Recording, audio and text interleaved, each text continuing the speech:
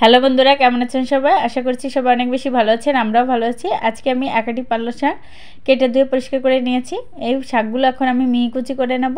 এই শাকটা দিয়ে আজকে একটা দারুণ স্বাদের বড়া রেসিপি করে দেখাবো। তাহলে চলুন বন্ধুরা, আমি কীভাবে এই রেসিপিটা করি আর আপনারা পুরো ভিডিওটা দেখবেন। আশা করি আপনারাও খুব সহজে এই বড়াগুলো বানিয়ে নিতে পারবেন। এখন এই পালং শাকগুলো আমি মিহি মিহি করে কুচি করে নেব। এভাবে আমি কুচি করে নেব সবগুলো শাক।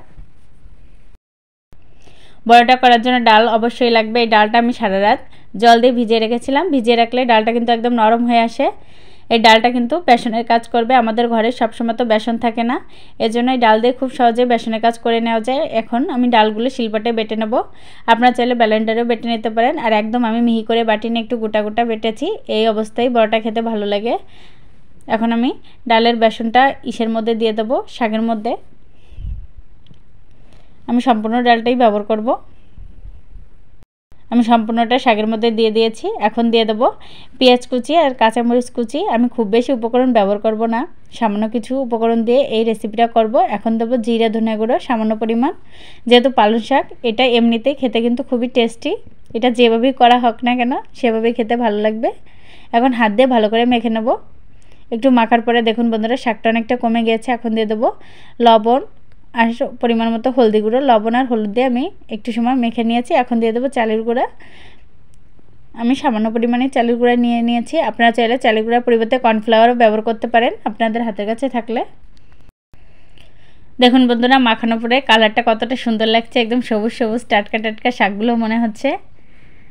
এখন আমি হাত দিয়ে একটু শেপ দিয়ে নিয়েছি। আপনারা চাইলে গোল টাইপেরও করতে পারেন। আমি এরকম শেপেই সবগুলো করে নেব। এখন বড়াগুলো উল্টে পাল্টে ভালো করে ভেজে নেব। বন্ধুরা, এই সময় আঁচটা কিন্তু মিডিয়াম টু লো আঁচে রাখতে হবে, তাহলে বড়াগুলো সুন্দর মতো ভাজা হবে একদম ভিতর পর্যন্ত। আর আপনারা যদি একদম হাইটে করেন, উপর দিয়ে ভাজা হয়ে যাবে কিন্তু ভিতরে একটা কাঁচা ভাব থেকে যাবে, খেতে ভালো লাগবে না। বড়াগুলো ভাজা হয়ে গেছে। এখন আমি একটা প্লেটের মধ্যে তুলে নেব। বন্ধুরা, আপনাদের আরও কয়েকটি আমি ভেজে দেখিয়ে দেবো। আপনারা চাইলে গোল শেপেরও করতে পারেন, আপনাদের যেমন খুশি সেভাবে করে নেবেন। আমি আমার পছন্দ অনুযায়ী করেছি। এরকম করতে হবে এমনটা কিন্তু কোনো ব্যাপার নেই। এখন আমি উল্টে পাল্টে ভালো করে ভেজে নেব। এই একই পদ্ধতিতে আমি সবগুলো বড়া করে নেব। আমার এই বড়াগুলো ভাজা হয়ে গেছে। এখন আমি তুলে নেব।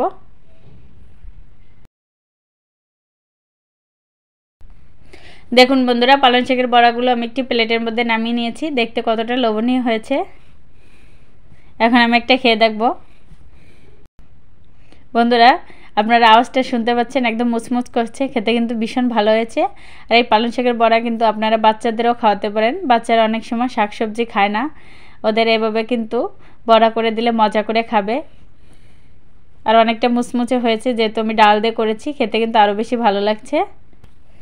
বন্ধুরা, আপনারা এভাবে তৈরি করবেন, আশা করি আপনাদের খুব ভালো লাগবে। আর ভিডিওগুলো